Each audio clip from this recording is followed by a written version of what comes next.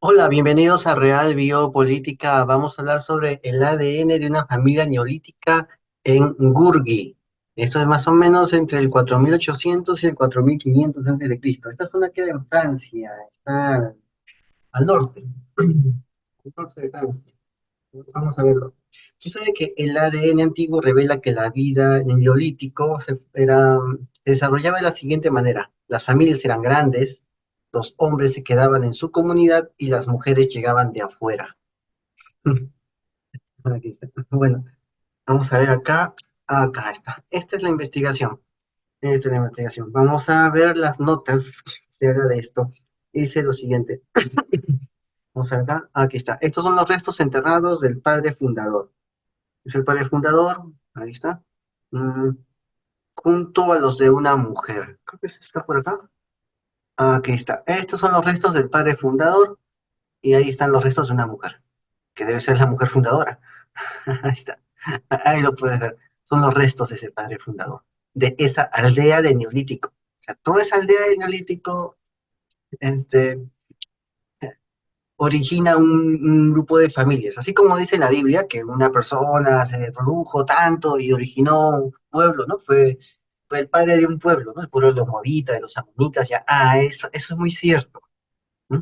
Eso es muy cierto. Han encontrado el ADN y sí, hay padres fundadores de aldeas. Y estas aldeas siguen creciendo y se dividen en otras aldeas. Y después se vuelven a juntar y forman una ciudad o una polis, o un reino o una tribu enorme, o una nación. Así se originan de algo exitoso que pasó antes. ¿Mm? Una nación exitosa se origina de unas ciudades exitosas. Esas ciudades exitosas se originan de tribus exitosas de aldeas exitosas, que tuvieron cierto éxito. Entonces, ese éxito hace que crezcan, crezcan, crezcan, crezcan, y al final aparece así, ¡uf! Una ciudad, una ciudad. Y esta ciudad comienza a atraer más gente de otro sitio, que no tiene nada que ver con los fundadores. ¿No? Y comienza a modificar también su mapa genético, su morfia genética, comienza a modificarlo otra vez, ¿no? Comienza a absorber gente de otras tribus que viven alrededor, ¿no? O de otras tribus no exitosas, de aldeas no exitosas, que como no son exitosas van donde el exitoso y comienzan a crecer, a hacer crecer ese pueblo, esa tribu, esa ciudad. Es- Eso es lo que sucede. Y eso es lo que han encontrado, ese ADN. Mm, El ADN es capaz de revelar aspectos hasta ahora secretos de nuestros antepasados y trazar el árbol genealógico de una comunidad neolítica en Francia, la cual tenía condiciones de salud y nutrición generalmente estables y una red social de apoyo, porque la familia es el apoyo principal. Por eso es necesaria la familia. Es el apoyo para evitar problemas sociales. Una familia funcional que funcione. Eso evita los problemas. El estilo de vida neolítico basado en la agricultura surgió en Oriente Próximo hace unos 12.000 años, o sea, más o menos por el 10.000 antes de Cristo. Contribuyó al modo de vida moderno, pues la capacidad de producir y almacenar alimentos adicionales les llevó a desarrollar nuevas costumbres sociales basadas en la riqueza y a formar jerarquías sociales. Han hecho un análisis del ADN antiguo proveniente de un yacimiento llamado Bourgues, Les Noisats, en el centro norte de Francia, con 94 individuos. Esos individuos están datados más o menos, vamos a verlo acá en las fechas, 4850 y 4500 antes de Cristo. Antes de que existieran los sumerios, antes de que existiera la primera dinastía de Egipto, ya había gente acá, en Francia. Lo que permitió reconstruir los árboles genealógicos, esos ADN de esos 94 individuos. Entonces, imagínate, 4500, 4800. Todavía no existía el primer rey en Egipto. El primer palacio en Egipto aparece en el 3600 antes de Cristo. El primer palacio. O sea, si hay un primer palacio, entonces hay un primer rey. Ya, esto sería el 4600. El primer rey que unifica Egipto, los dos Egiptos, Alto y Bajo, aparece en el año 3000. 3100, 3050 por ahí. Aparece el primer rey, la primera dinastía. ¿No? Y ya hemos hablado de Rey Escorpión, de Rey Horus Escorpión. Se ha hecho películas sobre él. Bueno, en verdad sí existió y han encontrado, ¿no? Todos los restos de mojones con inscripciones alusivas a él. Entonces, Es así de antiguo lo que han encontrado aquí en esta zona de Francia, ese ADN, esos restos antiguos. Vamos a verlo acá. Conectan a 64 individuos a lo largo de 7 generaciones. Estos datos genealógicos conectan a 64 individuos a partir de 7 generaciones. Y lo puedes ver acá, en esta gráfica filogenética, también llamado de modo simple árbol genealógico. Este es el mayor linaje construido a partir de ADN antiguo hasta la fecha, mientras que la otra línea que encontraron conecta a 12 individuos durante 5 generaciones. Han encontrado dos líneas. Acá lo puedes ver.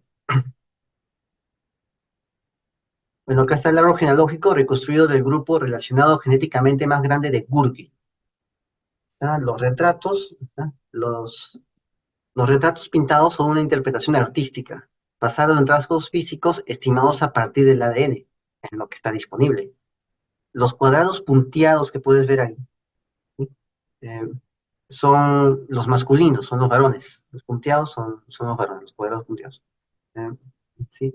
Los círculos son las mujeres. Círculos son las mujeres. No es necesario decir que es genéticamente masculino, ¿no? Porque esa patraña del sexo biológico, ¿verdad? Es una estupidez. Simplemente ser hombre significa que tienes genes de hombre, eso significa, ¿no? Solamente que hay un grupo de desadaptados que hablan de que el biologismo, la biología nos atrapa, nos esclaviza, ¿no? No sé qué tal. Ya, eh, entonces, el cuadrado es masculino, el círculo es femenino. El cuadrado son varones, los círculos son mujeres, ¿no? Son mujeres. ¿Ya? Así es. Ahora bien, esos cuadrados o círculos que están ahí, vacíos, representan individuos que no se encontraron en el sitio o que no proporcionan suficiente ADN para el análisis.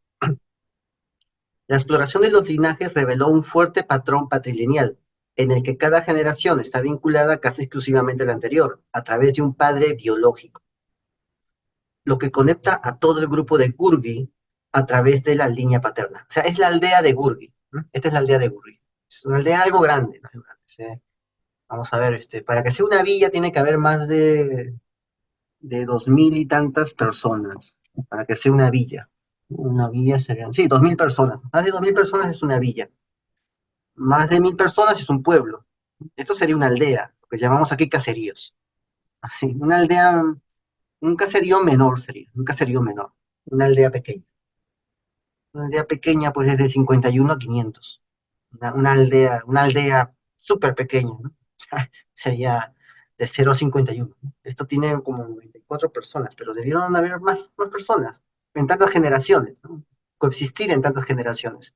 Más o menos era una aldea pequeña, o un caserío menor, como se dice, lo que había aquí. Sí. Vamos a ver. La exploración de los linajes reveló un fuerte patrón patrilineal. ¿No? Ahí está, un fuerte patrón patrilineal, en el que cada generación está vinculada casi exclusivamente a la anterior a través del padre biológico, lo que conecta a todo el grupo de Gurgi a través de la línea paterna. O sea, toda esta aldea de Gurgi se conectaba a través de la línea paterna. La evidencia combinada de linajes mitocondriales e isótopos estables de estroncio, ¿no? El linaje mitocondrial es el gen, el gen que está en la mitocondria. Ya creo que ya hablé de eso antes, ¿no? Es el sí, el gen femenino, el gen femenino. Y los isótopos de estroncio, ¿no? O sea, es lo que has comido tiene un isótopo de una sustancia llamada estroncio, que sucede que cada valle, cada terreno tenía una firma de un estroncio específico, entonces pueden saber de dónde eres. O sea, si has comido de cierto valle, del Valle del Norte, has comido comida, toda tu vida has vivido ahí, que es nativo de ahí, y vas al Valle del Sur, el estroncio que todavía tienes en tus dientes, en tu organismo, es propio del Valle del Norte, de donde eres proveniente. O sea, el estroncio se queda ahí, de ese Valle del Norte. Y cuando vayas al Valle del Sur, ese estroncio sigue dentro de ti. Esa marca del estroncio del Valle del Norte sigue dentro de ti. Pues se puede saber de dónde eres. Es decir, si eres un extranjero de ese lugar, gracias a la marca del estroncio. Bueno, Sucede que la mitocondria y el estroncio reveló un origen no local de la mayoría de las mujeres, lo que sugiere la patrilocalidad. Es decir, los hijos se quedaban donde nacieron y tuvieron hijos posteriormente con mujeres de fuera de Gurgi, de la aldea. Establecerse en la comunidad de origen de la pareja masculina, ¿no? Del novio, la comunidad de origen del novio o del esposo, se conoce como virilocalidad. Por el contrario, la mayoría de las hijas, ¿no? Ojo, la mayoría de las hijas adultas del linaje, acá está, acá está, la mayoría de las hijas faltan todavía, faltan la mayoría de estas hijas adultas del linaje en consonancia con la exogamia femenina. O sea, porque las hijas se van a la otra aldea. Esto respalda la existencia de una red de intercambio amplia y fluida que comprende muchos grupos, ¿no? O sea, se conocían en todas las aldeas que están alrededor. Y las mujeres iban a la aldea del esposo y el esposo se quedaba en su propia aldea. Las mujeres nuevas entrantes solo tenían una relación muy lejana entre sí, es decir, que han venido de una red de comunidades cercanas, en lugar de un solo grupo cercano. O sea, no eran mujeres de una aldea específica, no, la aldea del norte va con la aldea solamente se va con la aldea del sur. No, no, también va las mujeres de la aldea del norte, de la aldea del sur, de la aldea del este, de la aldea del oeste, de todas las aldeas. Ahí van justamente a esa aldeita que está en el centro. O sea, no era de una aldea específica de donde provenían las mujeres esposas. Eran de todo el conjunto de aldeas que estaba alrededor. Así. Entonces, desde el comienzo de la excavación se encontró evidencias de un control total del espacio funerario, solo unos pocos entierros superpuestos, lo que parecía que el sitio estaba administrado por un grupo de individuos relacionados, o al menos por personas que sabían quién estaba enterrado dónde. Es decir, eran familias que habían conservado la tradición de dónde estaba enterrado el tío, el abuelo, el familiar. Es decir, había una tradición ahí. Ellos sabían dónde estaba. Entonces sabían dónde sacar ese cuerpo y colocarlo en la nueva ampliación del cementerio. ¿No? O sea, si la aldea crecía, entonces necesitabas a poner ahí al padre fundador. Entonces sabías dónde estaba ese padre fundador cuando la aldea todavía era modesta. Pero si la aldea crece y es exitosa, necesitas darle un mejor lugar a tu padre fundador. Entonces creas una especie de mausoleo más bonito. Entonces lo tienes que sacar de ahí y colocarlo en el nuevo mausoleo. A eso se está refiriendo. Ellos sabían dónde estaba el papá, el abuelo, el gran padre. De hecho, una correlación positiva entre las distancias espaciales y genéticas mostró que era probable que los difuntos fueran enterrados cerca de un pariente. Entonces, acá tenemos al padre fundador. Ahí está, el padre fundador. Analizaron los árboles genealógicos y encontraron un gran número de hermanos completos y que habían alcanzado la edad reproductiva. Observaron un gran número de hermanos completos que han llegado a esa edad reproductiva. Combinado con el número igual de mujeres y el significativo número de bebés fallecidos, indicó un gran tamaño en las familias, una alta tasa de fertilidad y unas condiciones de salud y nutrición generalmente estables, lo cual es bastante sorprendente para una época tan antigua. Ya hemos hablado que la mayoría aquí comía cereales y que los cereales aumentan la fertilidad. Sí, los cereales aumentan la fertilidad. Ojo, hablo de estos cereales naturales de este tiempo. Hablo de esos cereales. No estoy hablando de los cereales de las transnacionales que están hechos para reducir la fertilidad. Ojo, estos cereales de ahora están hechos para reducir la fertilidad, porque ellos saben que eso aumenta la fertilidad. Es una forma de control poblacional en el estante del supermercado. ¿Se entiende? En este tiempo, el cereal real, el que comía esta gente, aumentaba exponencialmente la fertilidad. El cereal real, no el de ahora. El de ahora simplemente es una hechura de fábrica, ¿no? Para que podamos entenderlo. Otra característica de la aldea de Gurgi es la falta de medios hermanos, lo que sugiere asociaciones reproductivas no polígamas ni monógamas en serie. O sea, no eran polígamos. O sea, la exclusión de la descendencia de estas uniones del cementerio principal. O sea, no hay eso. En comparación con el hasta ahora único otro ejemplo de prácticas de unión de megalitos neolíticos. O sea, no han encontrado. No han encontrado. no han encontrado poligamia ni medios hermanos aquí, ¿no? O sea, de un señor que tenga como 5 mujeres y todos los hermanastros están ahí, ¿no? Tienen diferente madre, pero el mismo padre, ¿no? No han encontrado eso acá. Acá el señor tenía su mujer y se acabó. Es su mujer y de ahí vienen sus hijos. De ahí vienen sus hijos. Son hijos de un mismo padre, de una misma madre. Es una familia que es bastante sólida. No era como en los tiempos de Abraham, donde Abraham tenía hijos hasta decir basta, ¿no? Y como tenía billete, pues al final los despedía con dinerito, ¿no?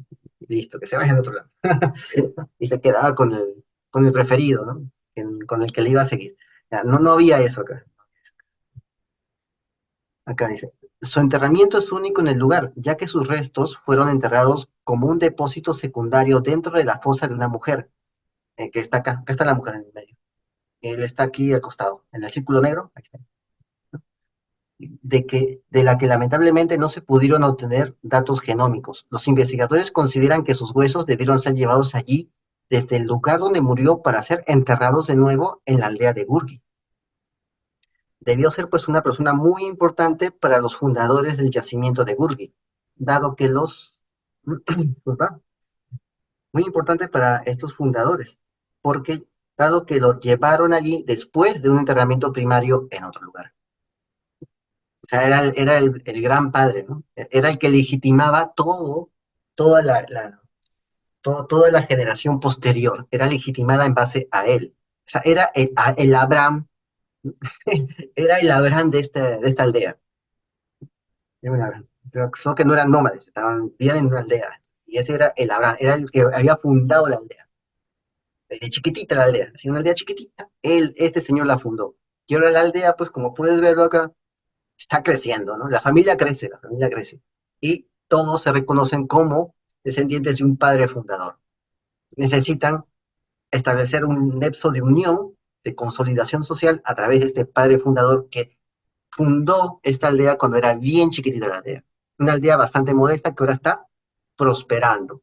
Ha aumentado la familia, ha aumentado la cantidad de gente, están prosperando y se lo deben a este padre fundador que puso la primera piedra para su pequeña aldea. A eso se refiere. Mira el modo de pensar, la forma de actuar, ¿no? Como ellos agradecían a su ancestro por la prosperidad que tenían, porque él inició toda la obra. ¿Y ahora qué hacen? O sea, este señor inició todo un linaje, e inició toda una prosperidad para de una pequeña aldea. Aunque el linaje principal abarca 7 generaciones, el perfil demográfico sugiere que llegó al sitio un grupo familiar que abarca varias generaciones. Dado que casi no hay adultos enterrados en el lugar durante las primeras generaciones y tampoco hay entierros de adultos en las últimas generaciones, se concluye que hubo un uso breve del sitio. El grupo debió haber dejado un emplazamiento anterior, junto con los hijos fallecidos, pero aún trajo consigo al padre del linaje. Solo unas pocas generaciones después sucedió lo mismo. Los adultos de las últimas generaciones se fueron de Gurgi a otro lugar, dejando atrás a sus propios hijos. Por lo tanto, Gurgi probablemente solo se usó durante 3 o 4 generaciones, o aproximadamente un siglo. Después, toda la comunidad se marchó para no volver. No se sabe por qué. Es decir, cuando estaban en su mejor momento, ya habían desenterrado al padre fundador, lo habían puesto en un mejor lugar, cuando ya estaban consolidándose, cuando ya estaban en lo mejor del momento, la aldea estaba en su mejor momento, algo pasa, como siempre, algo pasa. Y la aldea tiene que ser trasladada a otro sitio, la gente tiene que irse, porque algo sucede. No sabemos qué sucedió. Ese es el misterio. ¿Ves? Tenemos otro misterio aquí. Tenemos aquí otro misterio. No sabemos qué es lo que pasó. Justamente cuando estaban en el mejor momento. ¿Mm? Los investigadores calculan que la población total de Gurgi era de unos 1.800 habitantes. O sea, se convirtió en un pueblo. Lo que era un caserío, una aldeita, se convirtió en un pueblo. Y de un momento a otro, todo el mundo se va, desaparece. ¿Cuál es el misterio? ¿Qué pasó ahí? ¿Qué sucedió para terminar con esta prosperidad. No han encontrado todavía ni rastro de sus casas ni ningún otro edificio. Esto refuerza la idea de que eran gente más o menos corriente. No sabemos si estaban relacionados con los otros grupos asociados a las construcciones megalíticas cercanas, pero pensamos que sí, ¿no?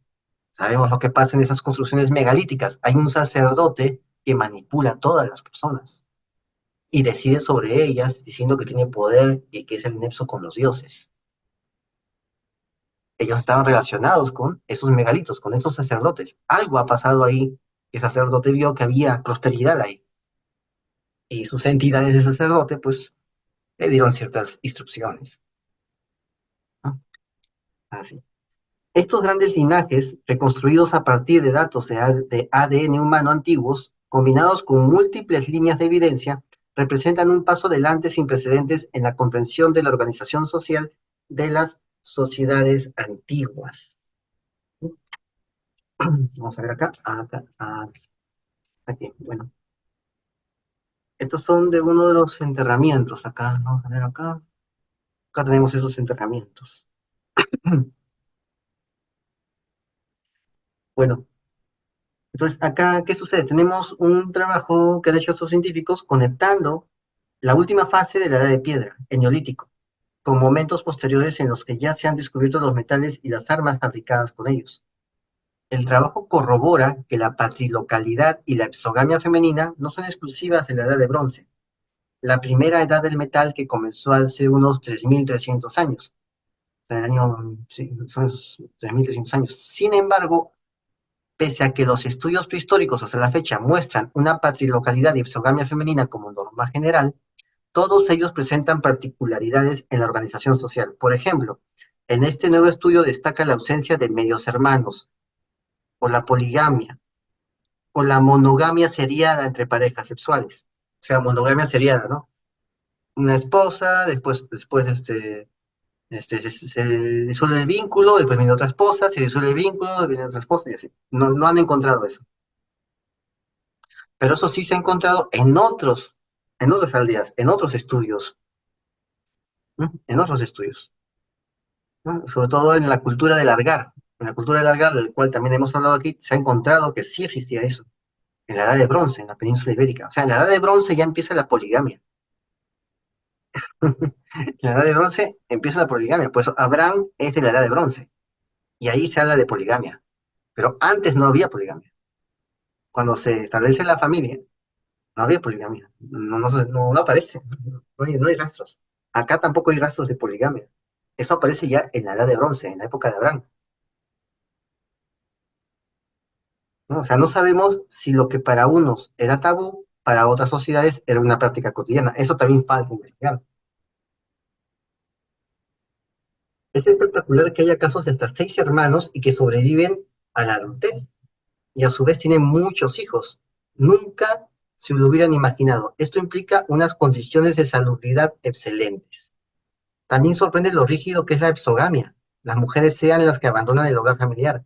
Había una idea muy clara de con quién se va a tener descendencia, e implica que estas sociedades estaban muy asentadas y evitaban el incesto. Que la mujer se mueva entre grupos es muy interesante. Esto implica que son ellas las que hacen el nexo entre grupos y probablemente también de canal de comunicación. Sabemos que ya en la edad muy posterior el faraón necesitaba de un harén como órgano de apoyo de su cancillería. El harén era un órgano de apoyo de cancillería. O sea, ellas eran las que hacían el nexo entre grupos. ¿Para qué? Para evitar los conflictos. O sea, tenían un papel muy, digo, muy valioso, porque evitaban los conflictos, no los provocaban. O sea, la mujer antigua evitaba el conflicto, no provocaba el conflicto. Por eso eran valiosas.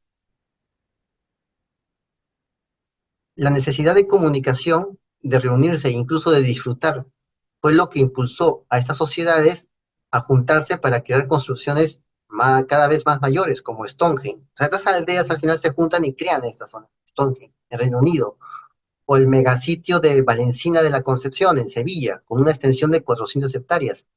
Allí se juntaban miles de personas para comunicarse, discutir, festejar, pues ya se conocían las bebidas alcohólicas y también las drogas, como demuestra el hallazgo de sustancias alucinógenas en un mechón de pelo en un sitio llamado Escarriz, en Menorca, hace 3000 años. Pues, ¿qué tenemos acá? Tenemos aquí arances. Ahora bien, si tomaban esas sustancias, puede que esas entidades asuman el aspecto del ancestro. Sí, esas entidades a los cuales también obedecía el sacerdote del megalito. Ay, ya ves. Estaban en su mejor momento y al final abandonan la aldea. Justamente cuando estaban en el mejor momento. Qué extraño, ¿no? Todo un misterio. Esto no se sabe por qué tuvieron que hacerlo. Pero sí se sabe que había megalitos ahí, que habían sacerdotes manejando estos megalitos. Y la gente les creía a ellos, porque ellos tenían cierto control de ciertas cosas, de cierto conocimiento, que a la gente, como no tenía mucha instrucción, se le podía eh, impresionar y sorprender así. Bueno, creo que con esto sería suficiente, ¿no? Así que suscríbete, comenta y comparte, hazlo viral y no te olvides, la verdad está a la vista. Saludos.